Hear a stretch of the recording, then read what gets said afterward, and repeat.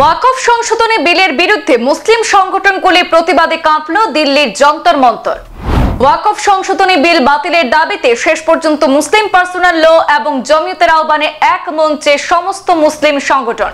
ওয়াকফ মুসলিমদের সম্পত্তি, এতে সরকারি হস্তক্ষেপ মেনে নেওয়া হবে না। দিল্লির যন্তর মন্তর থেকে কেন্দ্রকে কড়া হুঁশিয়ারি মুসলিমদের মসজিদ মাদ্রাসায় বুলডোজার চালানোর পর ওয়াকফ সংশোধনী বিলকে সংবিধানে বুলডোজার চালানোর ষড়যন্ত্র বললেন জমিয়ত নেতা মাহমুদ আসাদ মাদানী। ওয়াকফ সংশোধনী বিলের বিরুদ্ধে দিল্লির যন্তর মন্তরে আজ কাঁপিয়ে তুললেন মুসলিমরা। ওয়াকফ সম্পত্তিতে সরকারি হস্তক্ষেপ কোনো অবস্থায় মেনে নেওয়া হবে না বলে কেন্দ্রের বিরুদ্ধে একযোগে সুর চড়ালো দেশের প্রথম সারির সমস্ত মুসলিম সংগঠন। মনের মতো লোকেশনে বড় মাপের প্লট বিক্রি হবে শিলচর শহরতলির লিংক রোডে। মেন রোডের পাশেই 52 কাঠা জমির ক্রেতা খোঁজা হচ্ছে। ন্যাশনাল হাইওয়ে লাগোয়া এবং আসাম গ্রামীণ বিকাশ ব্যাংকের বিপরীতে সোনাই রোডে 52 কাঠা অর্থাৎ 2 বিঘা 12 কাঠার বিশাল প্লটের জমিটি এককভাবে ক্রয় করা সম্ভব না হলেও যৌথভাবে ক্রয় করতে পারবেন। ক্রয় করতে আগ্রহীরা কোনো দালাল ছাড়াই সরাসরি মালিক পক্ষ আলহাজ আব্দুল আহাদ চৌধুরীর সঙ্গে সরাসরি যোগাযোগ করুন। মূল্য নির্ধারিত হবে আলোচনার সাপেক্ষে। যোগাযোগ করুন 9435073436 অথবা 7002780542 এই নম্বরে। বলতে গেলে বিতর্কিত ওয়াকফ সংশোধনী বিল সমস্ত মুসলিম সংস্থা সংগঠনকে এক মঞ্চে জড়ো করে দিয়েছে। মুসলিম সংগঠনগুলির ঐক্যবদ্ধ প্রতিবাদে দিল্লির যন্তর মন্তরে দেশের বিভিন্ন মুসলিম সংগঠন যৌথভাবে ওয়াকফ সংশোধনী বিলের বিরুদ্ধে বিক্ষোভ প্রতিবাদ সাব্যস্ত করেছেন। মূলত এই বিক্ষোভ প্রতিবাদের ডাক দিয়েছিল মুসলিম পার্সোনাল ল বোর্ড।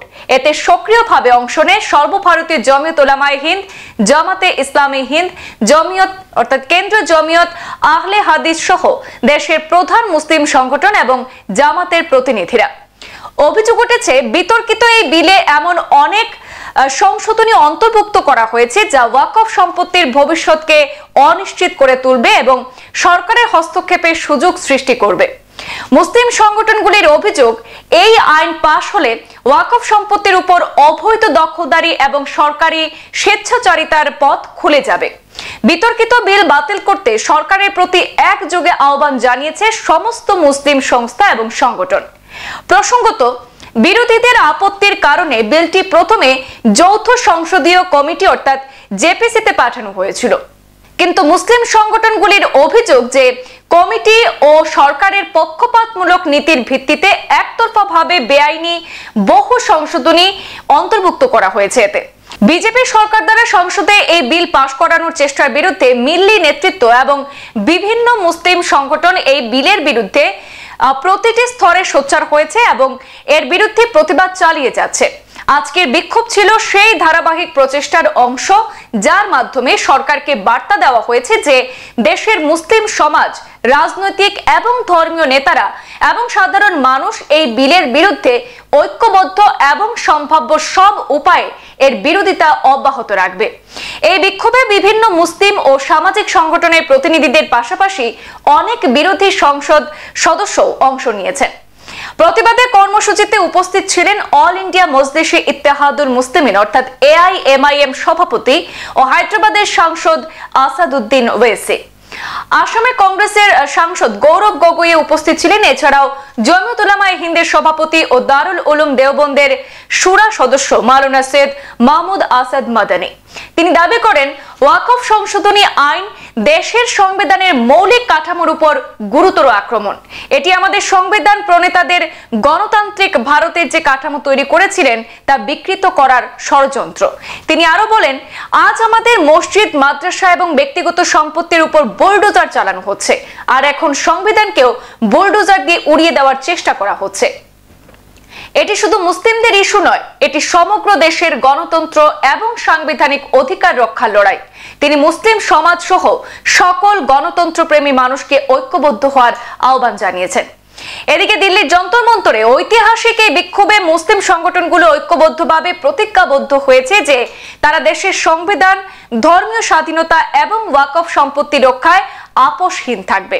তারা সকলকে কঠোর বার্তা দিয়েছেন যে এই বিলের বিরুদ্ধে লড়াই চালিয়ে যাবেন এবং গণতান্ত্রিক উপায়ে প্রতিরোধ অব্যাহত রাখার হুঁশিয়ারিও ছুঁড়ে দিয়েছেন কেন্দ্রকে।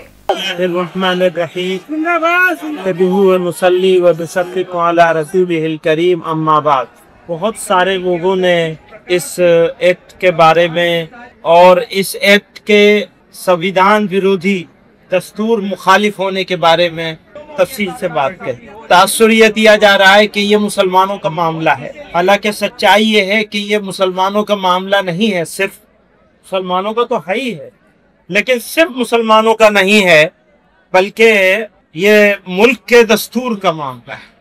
इस मुल्क के दस्तूर साजों ने, मॉडर्न इंडिया के जो आर्किटेक्ट थे, उन्होंने जो खाका बनाया था इस मुल्क का, उसको ये लोग तोड़ देना चाहते, तोड़ने की सिमत में चल रहे हैं। हमारे घरों पे बिल्डोजर चल रहे हैं, मस्जिदों और मदरसों पे बिल्डोजर चल रहे हैं, और अब ये वक्फ एक्ट के जरिए से भारत के दस्तूर पर, संविधान पर बिल्डोजर चलाया जा रहा है, चलाने की कोशिश हो रही है।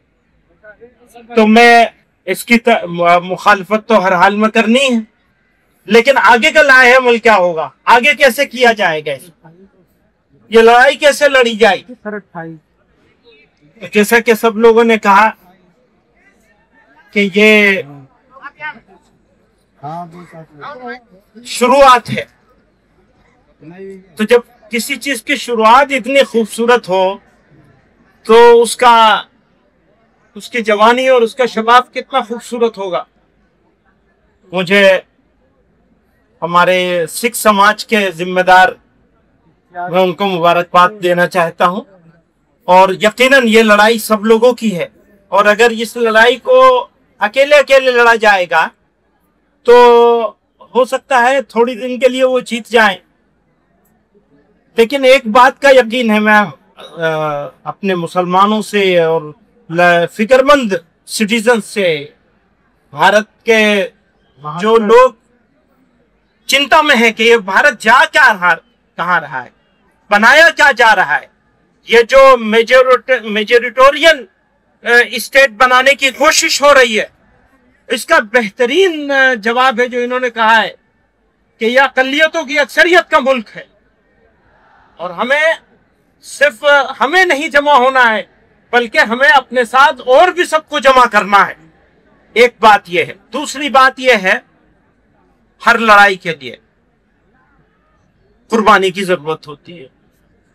आप लड़ाई लड़ेंगे और आराम से बैठे रहेंगे, काम नहीं। সংবাদ এই পর্যন্তই, ফিরছি পরবর্তী অন্যান্য আপডেট নিয়ে, সাথে থাকুন। ধন্যবাদ।